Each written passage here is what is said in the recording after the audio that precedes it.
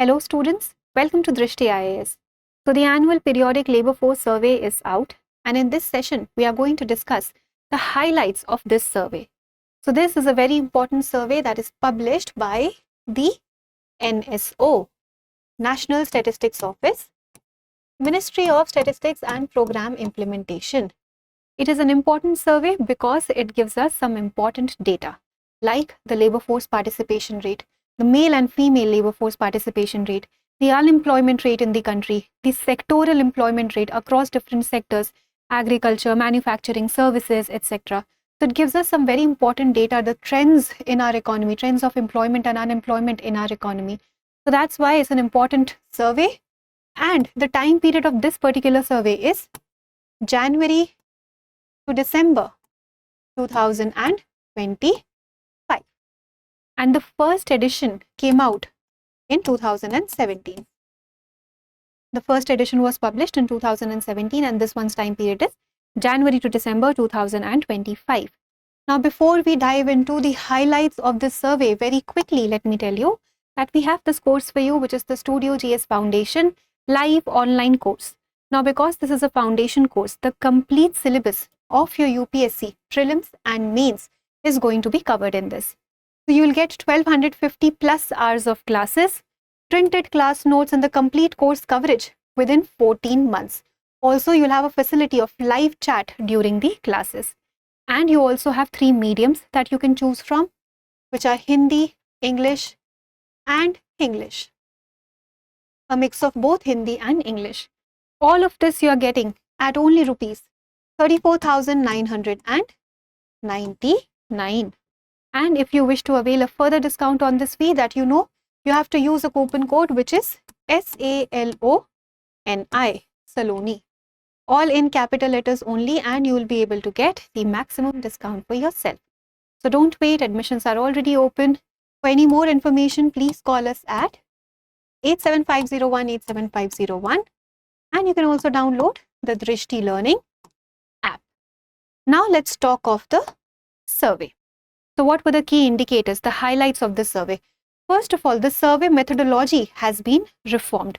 So I told you that the period of this survey was January to December 2025. So the cycle was January to December. But has this been the cycle always for the survey? No. Earlier we used to follow the July to June time period. July to June time period, this was actually our agriculture year. So from the agriculture year, we have moved to what? Our calendar year. So this is the first reform that has been made, that we have changed the duration, the time period. We have now switched to the calendar year in order to make it more competent with the other reports also that are published, and it will help us in better and effective policy making. So that's why we have shifted from the agriculture year to calendar year. First reform and second reform, there have been some reforms in the survey methodology also. So the survey sample size in this particular survey was also increased by some 2.6 times.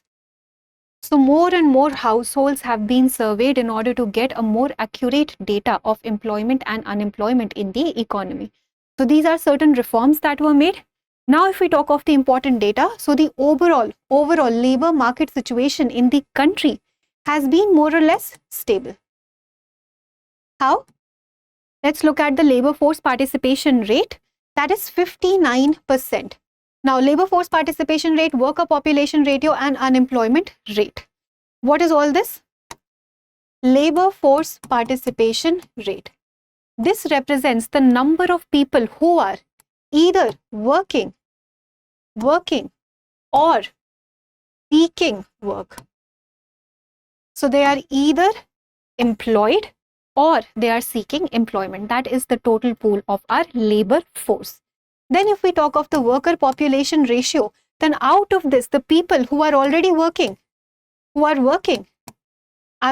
Are the worker population ratio, and the number of people, the percentage of people who are seeking work but have not been employed so far are the unemployed people, and this gives us the unemployment ratio.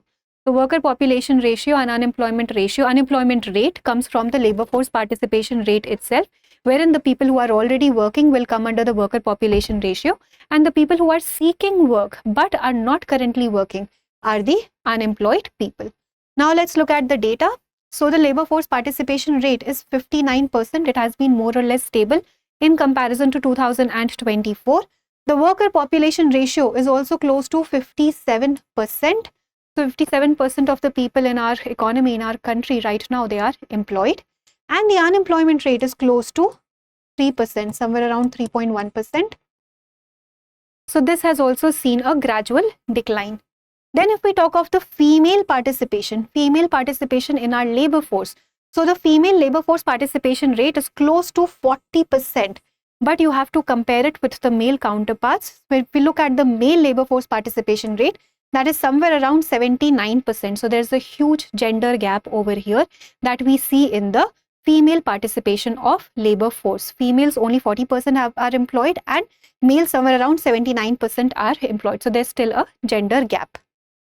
Next, if we look at the employment quality. So the employment quality is increasing. By this we mean that formalization of employment is happening because there has been an increase in the salaried employment.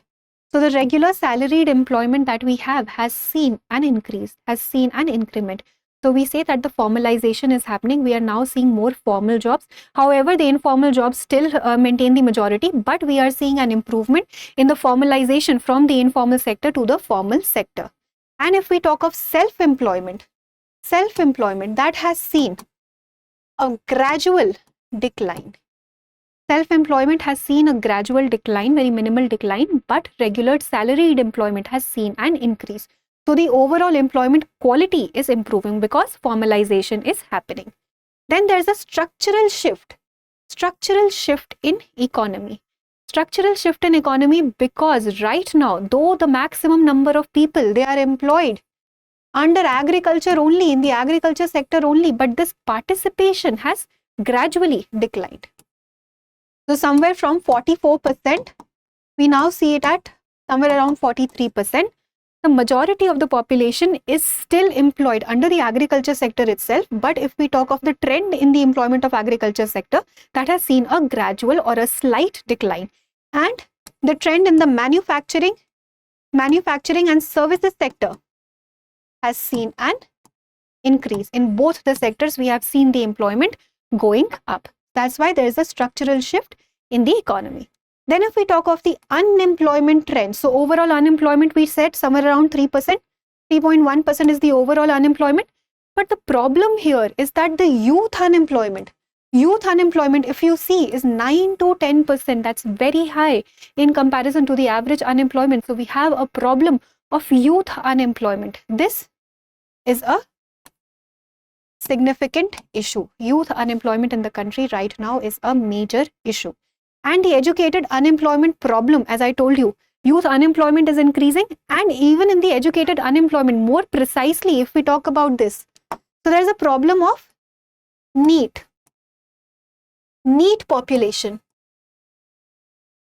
NEET population is increasing, which means that more and more people are not under, more and more youth is what, 15 to 29 years of age, more and more youth is not under education, employment or training.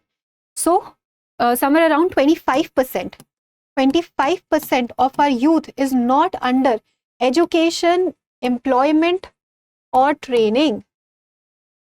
So this means what? 1/4 of our population, 1/4 of our youth is unproductive.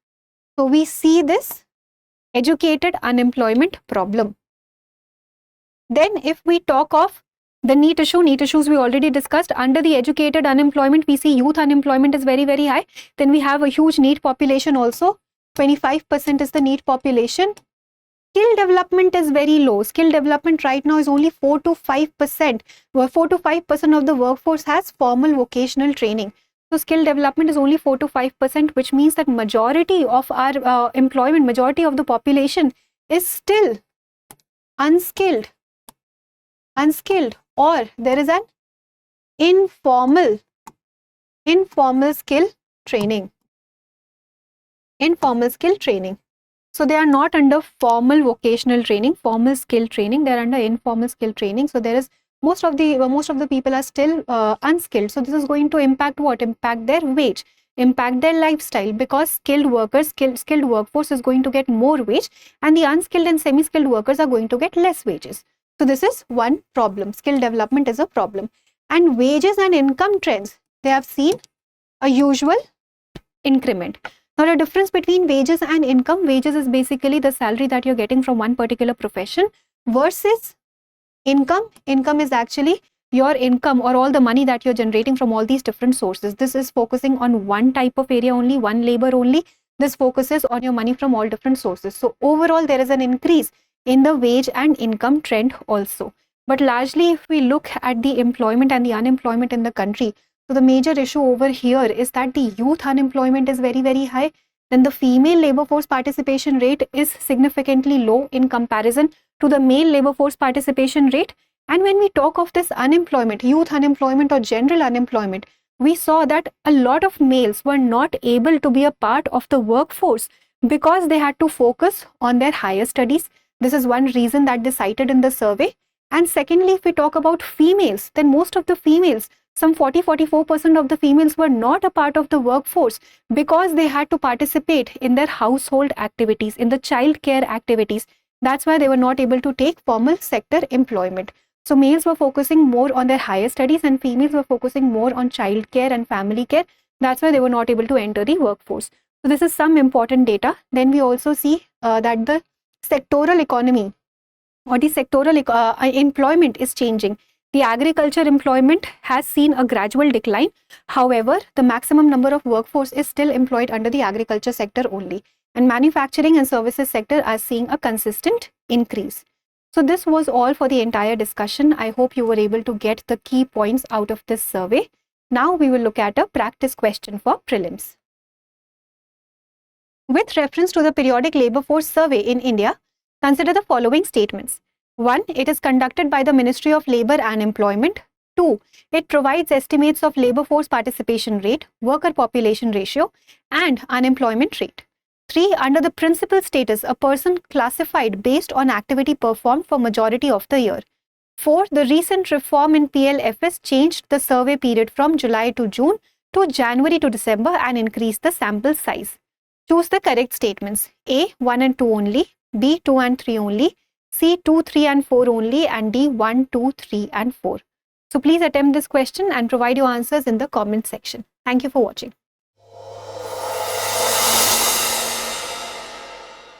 For more informative content, like, share and subscribe, and do not forget to press the bell icon to get the notifications.